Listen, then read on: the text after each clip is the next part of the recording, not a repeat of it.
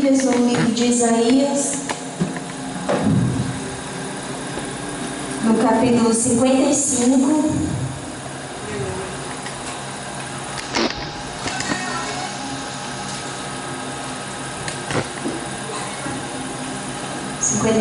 A partir do versículo 10. Amém? Assim como a chuva e a neve descem dos céus e não voltam para eles, sem regarem a terra e fazerem-na brotar e florescer, para produzir a semente para semear e pão para o que come, assim também ocorre com a palavra que sai da minha boca. Ela não voltará para mim vazia, mas fará o que desejo e atingirá o propósito para o qual eu enviei. Aleluia. Eu estava até comentando com meu esposo, e eu sempre falo com a pastora, né, que a gente está responsável por trazer a palavra, é uma grande responsabilidade. E eu desde pequenininha mesmo, eu sempre atuei, eu sempre tive responsabilidades na igreja. Quando a gente era de outra congregação, eu, minha mãe e meus irmãos, minha mãe liderava as crianças e eu já regia o vocal bem pequenininha, não tinha nem entendimento ainda de nada, mas eu ajudava a reger, eu participava de peças. E aí, quando eu cheguei aqui na Rocha Eterna, começaram a vir as responsabilidades de cargos de jovens e também para começar a ministrar a palavra.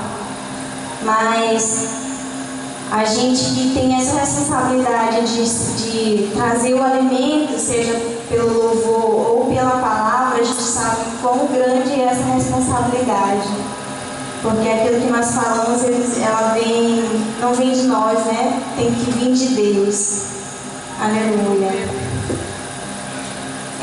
O livro de Isaías, ele é considerado uma mini Bíblia, porque o livro de Isaías ele tem 66 livros e a Bíblia Sagrada, canonizada, que são todos esses livros, são 66 livros também.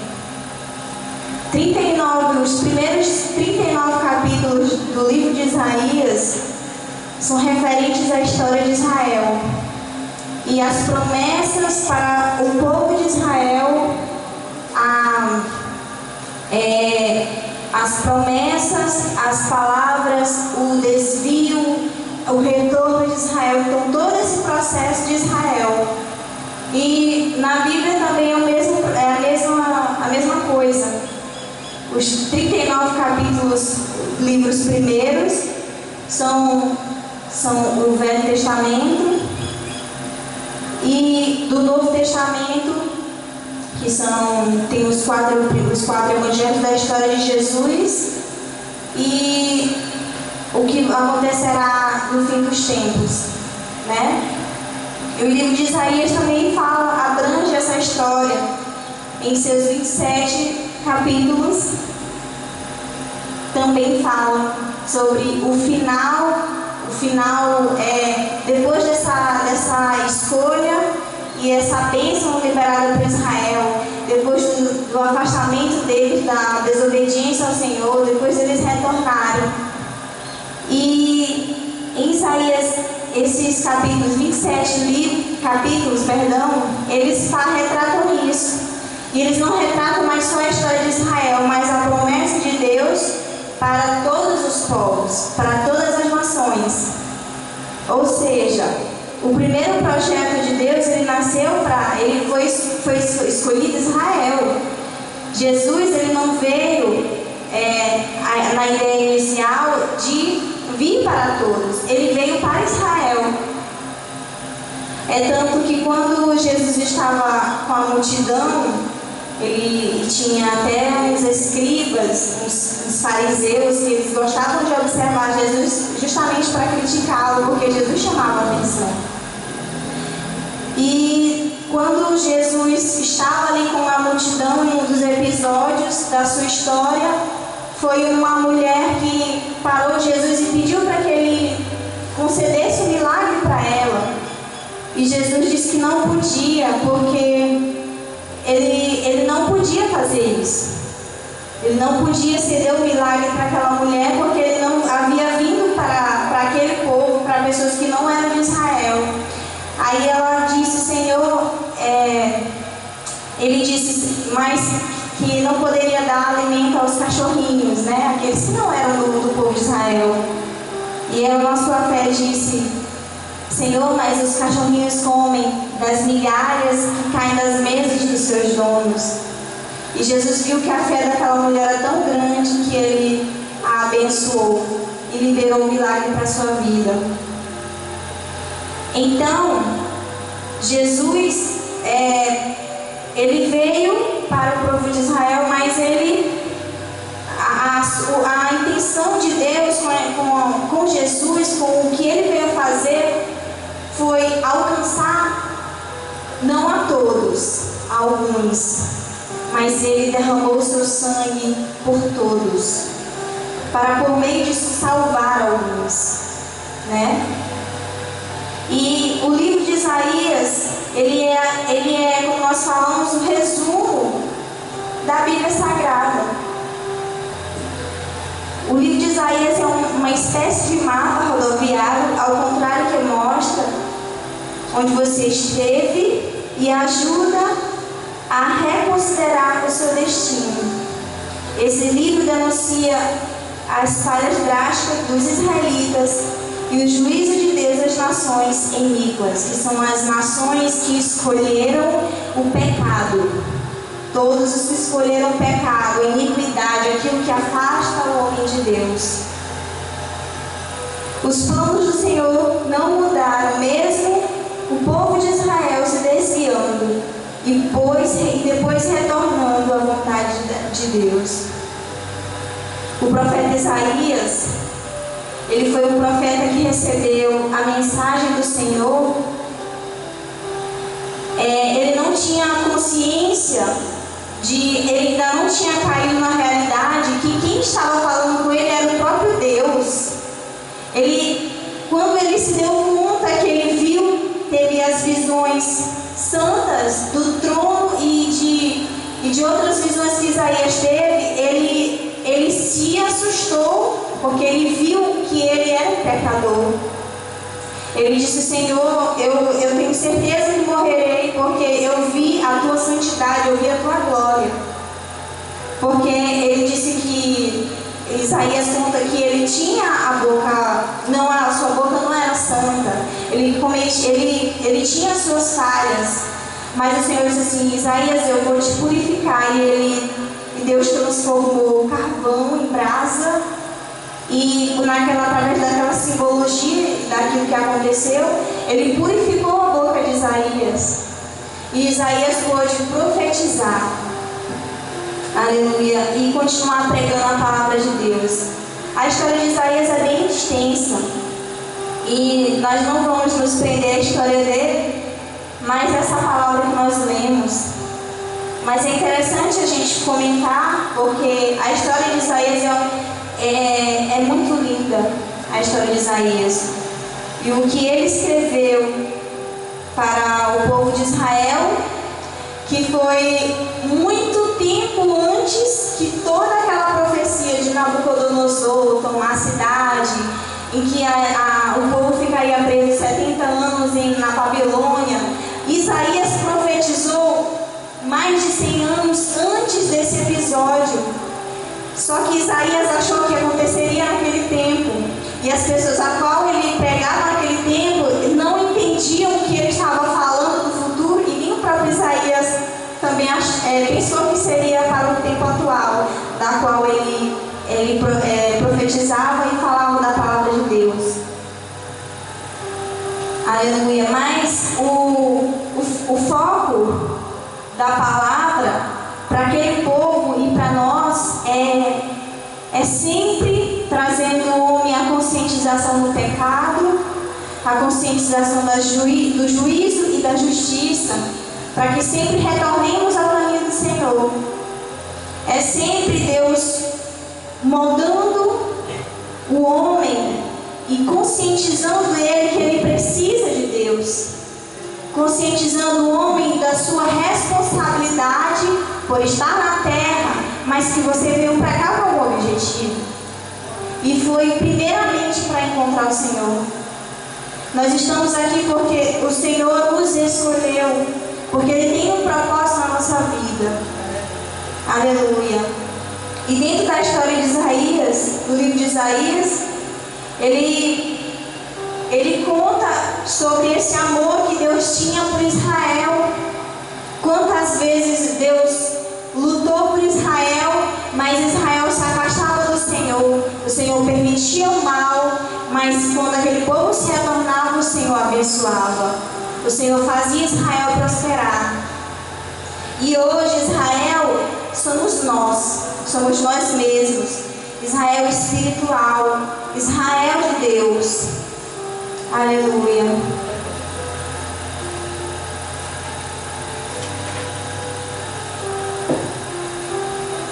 Convidamos a igreja para ler só o versículo número 2 do capítulo 55 também. Por que gastar dinheiro naquilo que não é pão e o seu trabalho árduo naquilo que não satisfaz? Escutem, escutem-me e comam o que é bom, e a alma de vocês se deliciará com a mais fina refeição. Aleluia. Quando se fala desse versículo, para não gastarmos o nosso tempo e não satisfazermos a nossa vontade, o nosso dinheiro, que é de trabalho, de suor, com aquilo que não vem agradar ao Senhor, ou não é só não agradar ao Senhor, mas porque aquilo não vai nos satisfazer. É gastar com aquilo que é supérfluo, no sentido que você está sendo exagerado na sua forma de gastar, sendo exagerado comprando alguma coisa desnecessária, investindo em algo desnecessário, perdendo seu tempo com aquilo que não vai trazer prosperidade nenhuma espiritual, nem nada, nenhum retorno bom para a sua vida. Então o Senhor traz essa observação para não investirmos naquilo que não vai ser alimento para as nossas almas, aquilo que não vai ser alimento espiritual primeiramente, mas se nós investirmos no Senhor, investirmos naquilo que vai trazer um retorno, que é a palavra de Deus, e obedecer a palavra, é o nosso tempo de dedicação a Deus, a nossa busca, aí nós seremos saciados com a sua presença, saciados com aquilo que nós tanto buscamos, porque o homem, ele necessita de Deus. Todo ser humano, ele necessita de Deus. Ele tem um vazio dentro do homem que só Deus pode preencher. Tem uma necessidade humana lá dentro de você que só Deus pode preencher. Você pode correr para onde você for, fazer o que você quiser fazer, mas não adianta, nada vai preencher esse vazio que só Deus preenche. E às vezes, quando a pessoa ainda tenta desviar desse vazio que é Deus que preenche, você ainda passa pela aflição espiritual, que é a dor mais terrível que eu já senti na minha vida, foi a de uma aflição espiritual, que é você sentir aquela agonia, aquela aflição e não saber o que fazer, porque você não pode tomar um remédio, você não pode arrancar, jogar fora, não tem como. Só passa se você buscar, só passa se você orar, se você louvar. Aleluia. E isso implica também aonde está o nosso coração, aonde está E vocês vão perceber que tudo isso está ligado a esse versículo que nós lemos do versículo 10 e o 11. Porque para que Deus possa cumprir a palavra dele, aquilo que ele prometeu para as nossas vidas, aquilo que ele já conquistou na cruz do Calvário, nós precisamos passar por um processo. E esse processo se chama, ele tem várias fases. E uma delas é aonde está o nosso coração. O que a nossa intenção tem falado sobre a casa de Deus. Como está o nosso coração e a nossa intenção em por que nós viemos para esse local? Por que nós vamos para a casa de Deus? Será que é porque a pastora fala e você fica com peso na consciência? Será que é porque você tem medo de alguma retaliação? Por que nós estamos aqui? Nós precisamos fazer uma reflexão, porque Deus ele precisa estar enraizado dentro das nossas vidas, mas como motivo de nós verdadeiramente segui-lo, mas por amor, mas verdadeiramente segui-lo porque ele é digno de toda adoração, por reconhecimento que ele é Deus. Então, onde está a nossa intenção, onde está o nosso coração, o que nós estamos ligados? Aleluia. Outro fator também, para que se cumpra a palavra de Deus, é o nosso comportamento. Qual tem sido o nosso comportamento diante da nossa família, diante do trabalho, da roda de amigos, dentro de casa, na igreja? Qual tem sido o nosso comportamento? Será que nós temos verdadeiramente sido reflexo da palavra de Deus? Será que nós temos sido testemunho para que Deus possa refletir em nós a sua glória? Ou estamos apenas falando que somos de Jesus, somos de Deus, mas é apenas da boca para fora? Porque o nosso testemunho é mais importante do que aquilo que nós falamos. Às vezes o seu testemunho fala mais alto do que o que você fala. Só pela sua forma de agir, de onde você chega, a forma que você se comporta, ela vai falar mais alto. Quando você abrir a sua boca, o seu comportamento já se antecipou, mostrando quem você é. Aleluia. Outro fator também que é importante para que a palavra de Deus ela se cumpra é a comunhão. Não existe a presença de Deus na vida de alguém sem a comunhão. Não adianta eu me dizer que eu sou servo, não adianta que eu dizer que eu preciso disso, daquilo, se apresentar para Deus as minhas causas, se eu não tenho comunhão com Ele. É uma escolha que nós fazemos de ter comunhão com Deus. É abrir mão daquilo que não vai nos conectar com Deus, daquilo que nos afasta de Deus. Então a comunhão, ela é o início para o renovo. Ela é o início para a transformação. Porque se eu não estiver bem com Deus, eu não vou estar bem com mais ninguém, com mais nada. Mas se eu estiver bem com meu Deus, todas as outras coisas, elas vão se encaixando. Todas as outras coisas, elas vão acontecendo em um ciclo automático, porque Deus está no controle. Aleluia. E dentro dessa comunhão, o Senhor nos faz lembrar que Ele preparou todo esse universo e nos colocou aqui na terra, sem faltar nada, com alimentação, que a gente pudesse trabalhar, que a gente pudesse ter a oportunidade de aprender a amar o nosso próximo, ter a oportunidade de encontrar a Cristo aqui na terra, ter a oportunidade de encontrar a salvação, ter a oportunidade de experimentar as coisas boas. Eu sei que a nossa vida, ela existe aflições, ela existe as provações nas nossas vidas, mas o Senhor está do nosso lado para que nós não passemos por essas provações sozinhos. E a intenção do Senhor não é nos provar, não é nos bater, mas é que isso traga algum benefício para a sua vida, porque a preocupação principal do Senhor é a nossa salvação. O maior bem que uma pessoa passa por essa terra e conquista se chama salvação. O maior bem e a preocupação do Senhor é em salvar o homem, é em salvar as nossas vidas, é não nos deixar ir para o inferno, é não deixar o nosso próximo ir para o inferno. E falando em próximo, tem uma outra coisa que faz parte desse conjunto que se chama amor ao próximo.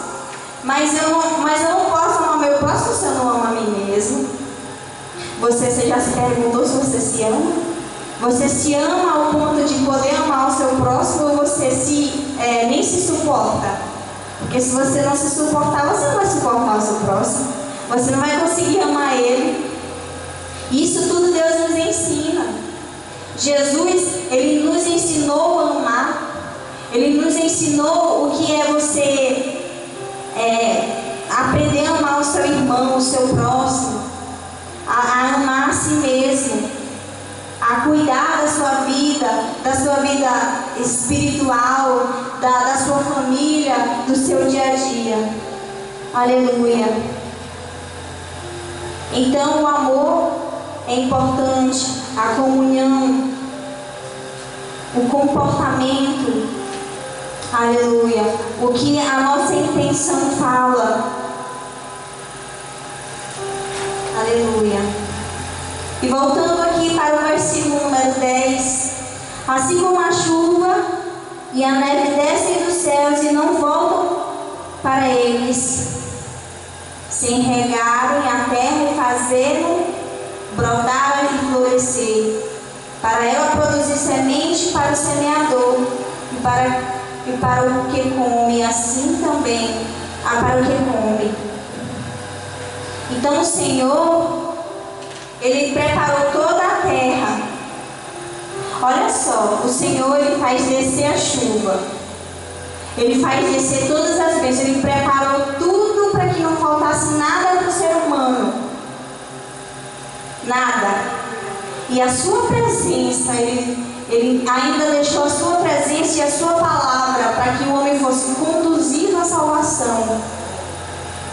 E essa simbologia da chuva, que é uma verdade, é o que acontece, da chuva alimentar as plantas, as sementes, o sol alimenta também.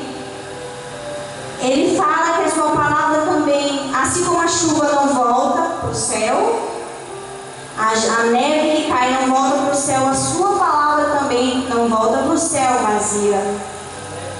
E aí, para que essa palavra de Deus se cumpra dentro das nossas vidas, nós precisamos passar por esse processo que nós falamos aqui.